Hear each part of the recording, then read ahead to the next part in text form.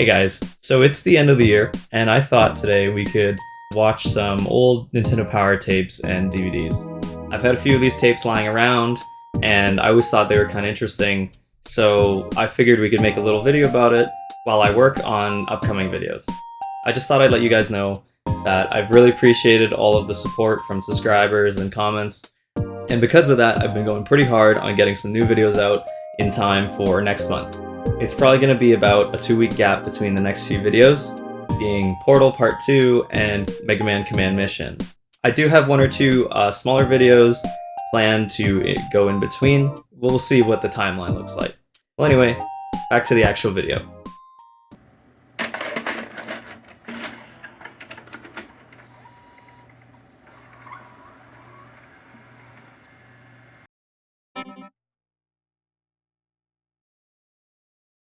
Yeah, apologies in advance for the UI. I don't have the remote for this VCR, so I couldn't get rid of the play and timer. So the first one up is the Donkey Kong Country one. It's basically about just Donkey Kong Country for Super Nintendo. Yeah, this one is super 90s.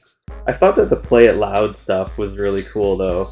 Like the marketing at the time, it's just not something that you'd ever see these days.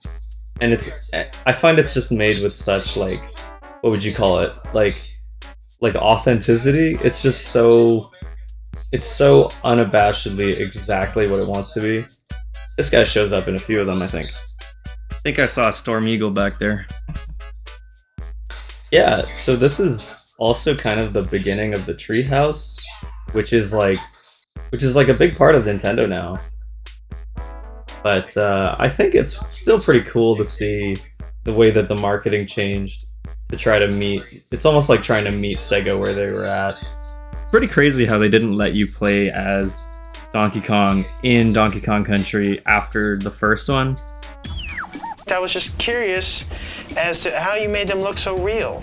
Because we're based in Twycross, we have a zoo about 2 miles away. Ah, you went to the zoo. To the zoo, yeah, and had a good look at the gorillas and the monkeys, and with video cameras, it was pretty funny. Yeah, man, I went to the zoo and I looked at monkeys, and then I made Donkey Kong. Can you please hang up now? I want to know what this room is. This looks awesome. Look at all those old cabinets and displays and stuff. That's great. I wonder if any of those are still around. That's something that's interesting, is he's mentioning that people in Japan were buying music CDs from video game soundtracks. Because even now, it's kind of different now. Like, because we've already, I think by the time the average person in the West was willing to buy video game soundtracks, I think we'd already gotten to a point of streaming them on YouTube and stuff.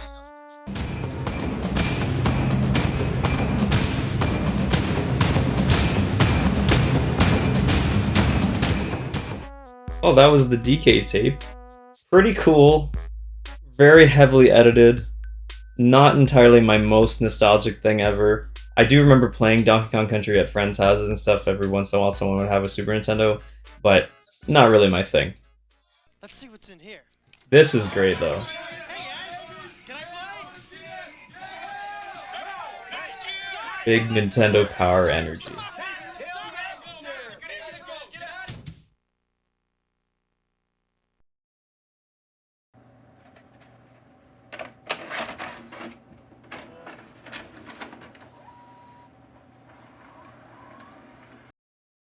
Next up is the N64 introduction tape. As far as I know, this one is meant to sort of show you what new and upcoming games are coming for 64. Yeah, so this tape is leading up directly toward the N64, and it's showing you everything that's going to come out within the next year. On June 23rd, 1996, N64 was released in Japan. The results were nothing less than phenomenal. Within hours, over 500,000 systems. The motion graphics and graphic design in the Donkey Kong Country one were like full force in the N64 one. This tape has got all sorts of crazy high contrast color effects going on all the time. It's pretty entertaining to see these days. So the whole premise of this one is that they're inviting 3 kids to come and play N64 before it comes out. And they're all specially skilled, like Brian. Oh, thank God we've got Steve Gameface. He's got no skills. He's just, you can't break him. I wonder how they got these kids on. They must just be actors, right? It's cool to see some beta footage of Star Fox here. 4 controller ports, 4 players, Z. It's unbelievable how every shot needs its own like effect. So it's crazy to think that you would get stuck with Mario 64 for months when the console came out. But it's also good to remember you could play Mario 64 for years. Like, I think everybody probably just walked around that courtyard for hours. Even like, it would be like you're bored and you just kind of hang out in the courtyard and walk around. We're really spoiled for choice these days. Seeing this game though in full motion back in '96 must have been insane. I don't think it's something that I could even understand, like, it just wasn't there. So after a bit, they move on to Pilot Wings here. I've honestly never really played any Pilot Wings games, but, you know, this looks pretty fun. It's not really something that I would dedicate a lot of time to, but man, at the time, you only had this in Mario, so you're out of luck if you wanted anything else. The Jungle Hopper. Haha, that's one of my favorites. I always find it really funny how entrenched Star Wars was with the N64. Like, there's a Stormtrooper on the VHS tape, there's a Stormtrooper on a lot of N64 boxes, like console boxes. I think most people who had a 64 had some sort of Star Wars games.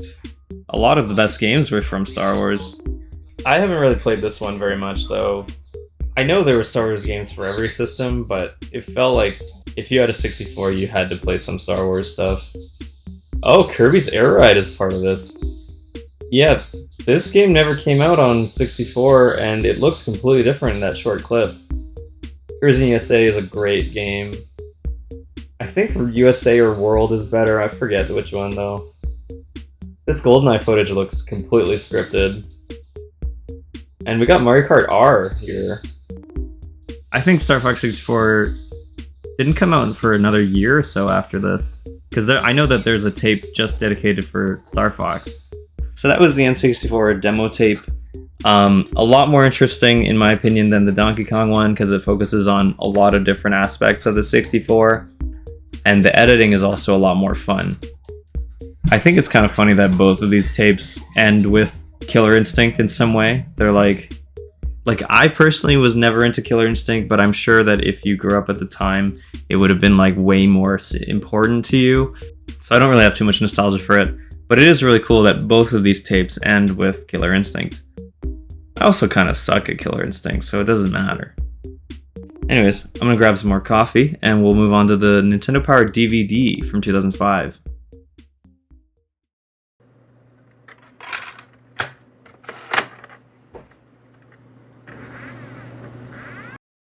So this DVD is something I personally had back in the day. This came with my own copy of Nintendo Power. This is almost 10 years of a jump from the last tape. At this point, we're full in on DVDs. The DS is out, the Gamecube is on its way out, and the Game Boy Advance is also checking how things are gonna go for the future. So this tape has a lot of the things that came out toward the end of the GameCube's lifespan, but people weren't really talking Wii yet, or Revolution. I mean, you could really just see how much the presentation of these sort of things has changed in the last 10 years. We've gone from over-the-top live action to really just loading the thing up with trailers. And you've got Twilight Princess Link standing front and center, but I'm actually going to hold off on watching that trailer. It's definitely the best part of this DVD. But you can see we've got tons and tons of stuff here. It's probably over 25 trailers here. So the first one we're going to look at here is Nightmare Before Christmas. Just because I was curious, so many Game Boy Advance games were just these sort of 2D platforming games. Same can be said about most handhelds at the time. It looks pretty good actually, so maybe somebody had fun with it back in the day. Next up, let's check out Mega Man Zero. The Mega Man Zero games have a lot of really cool trailers in Japan. But this one doesn't use as much of that animated stuff that they would get in Japan. This is a great game. I think people say 0, 2, or 3 are the best ones in the series, but I did have fun with 4. I'm curious about what this one is. Riviera, the Promised Land? I'd never heard of this.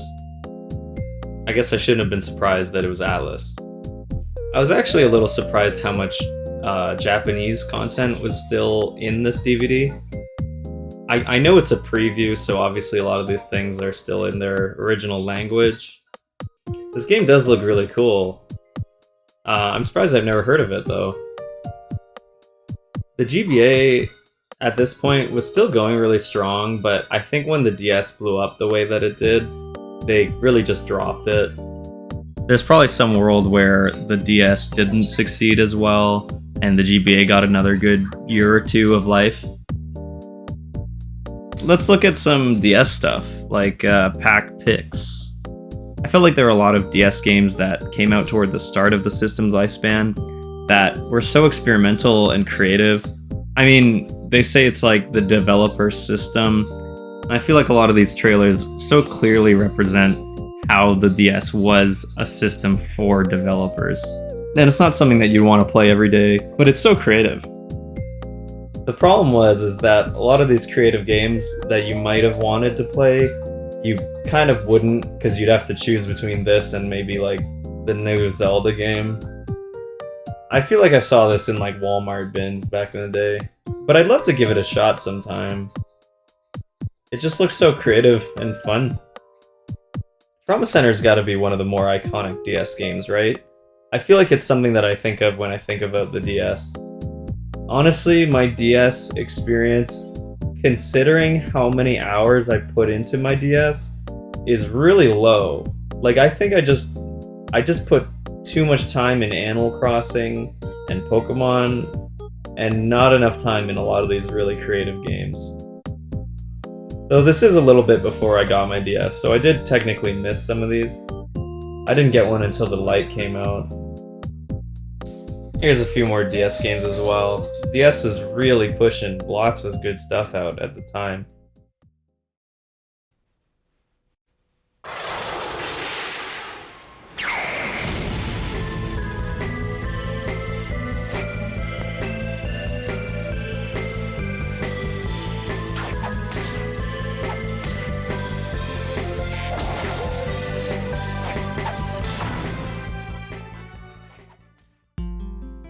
It kind of makes you wish that we still had access to all of these features in our handhelds these days. Like, every console now effectively has the same button layout, so it's kind of crazy to see all this creative stuff going on and you're just not able to do it anymore. I don't know if this is better than Rainbow Curse on Wii U. I'm not really sure which one is considered the better game. But again, it's just a super creative idea that really can only be done on the DS. So I think last we'll take a look at some GameCube stuff. I mean, this was my way to play Mega Man X. I talk about it a bit more in my video that I did a few weeks ago. The racing thing here, I think you have to beat every game to unlock though, so I don't think I ever unlocked it.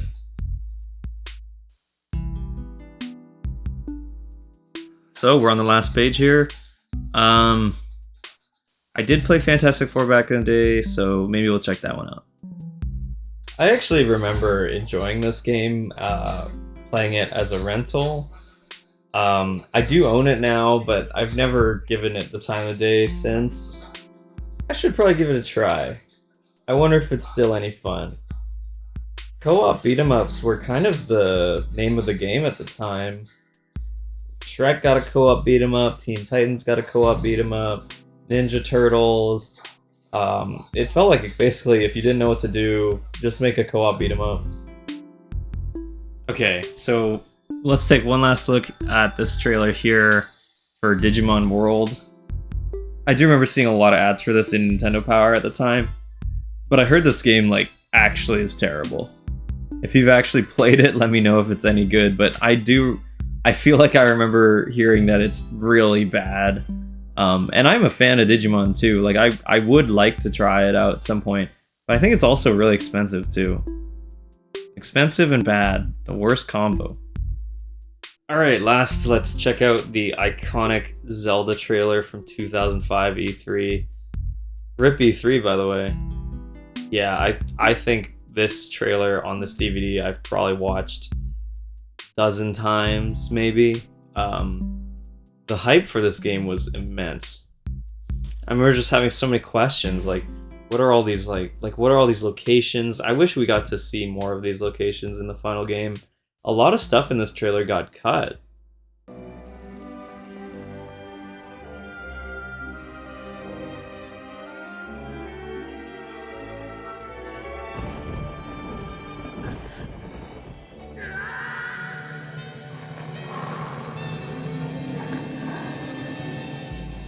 And it still uses this old transformation animation with Ocarina of Time voices.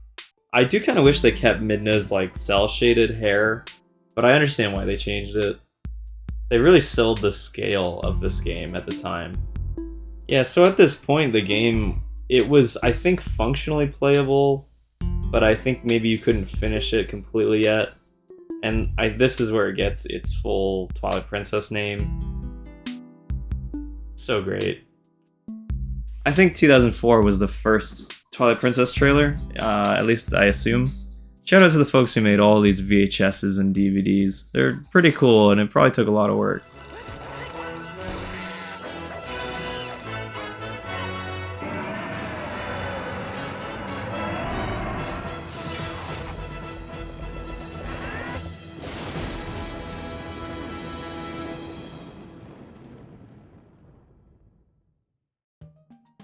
So those were my DVD and VHS tapes from Nintendo Power. I hope you had some fun hanging out and watching them with me. I think these marketing materials and this stuff are pretty interesting, and they did take a lot of work to produce back in the day. At the time, it was really rare to see video format gameplay of games that were coming out, especially in the 90s. By 2005, you could see some of this stuff online, but the quality would be like 140p basically. So it's pretty fun to kind of take a look at these things and go back to the mindset at the time. Anyways, that's it for today. If you did like the video, subscribe and like. I do love looking at these old marketing materials. It's a lot of fun, and it's something that I like to do every once in a while here on the channel. Alright everybody, have a great new year, and I'll see you in January.